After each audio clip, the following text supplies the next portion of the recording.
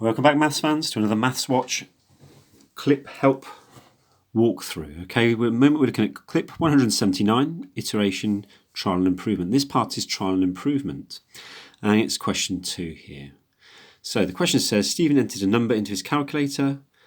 To this number he added the square of the original number and the cube of the original number. The only thing I can see that's confusing about this, it doesn't make the use of the word original number, but I think he's talking about the same number all the way through. So if we call his number x, which is the usual thing us mathematicians do, use another letter if you like, but we tend to use x, don't we?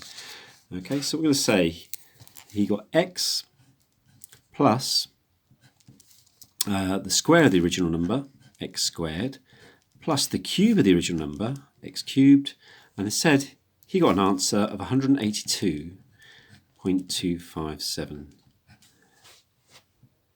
Use a trial improvement method to find the number that Stephen first entered in his calculator to show you're working.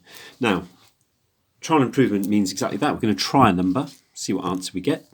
If we're close to this 182.257, and depending on what we get, we're going to improve our guess. Okay, so if I was doing this now, lay it out, I would say, okay, the value of x I'm going to try. Make a little table here. Then what I'll do is value of x plus x squared plus x cubed, and then I want to decide whether that's too big or too small. So I'll put too big, small. You'll see what I mean as we go through here. So you can start where you like at the moment. I'm going to start with 5.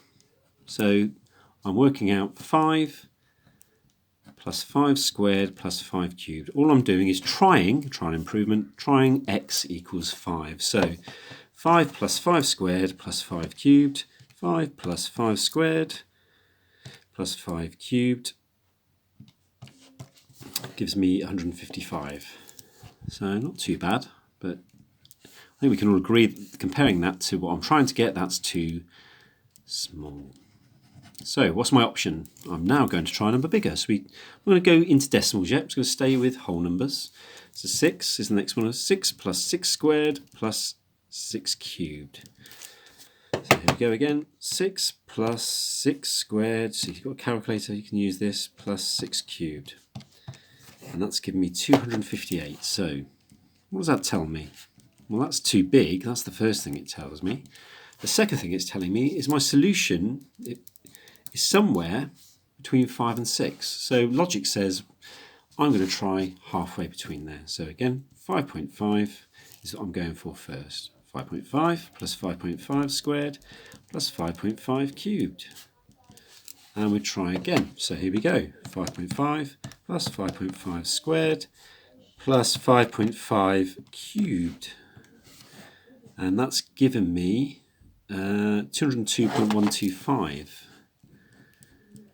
Now, I just want to stress here, you can use any number to start with. It doesn't have to be 5 and 6. You might start at 10, but you'll eventually get to these numbers. So I just got lucky with the 5 and 6 straight away. Too big. So what choice now? Now, a lot of people would go, I'm going to try 5.25, but the key to trial and improvement is we don't go down to trying a number with 2 decimal places till we've trapped that solution between 2 numbers with 1 decimal place. So I now know it's between 5.5 and 5. So I'm going to try, I'm going to go 5.3 or 5.2 really. I'm going to go for 5.3. You could try 5.2, but I'm going for 5.3. And I'm going to try again. Let's have a look. 5.3 plus 5.3 squared plus 5.3 cubed. Well, would you believe it? Look what I've got. 182.267. 182.267.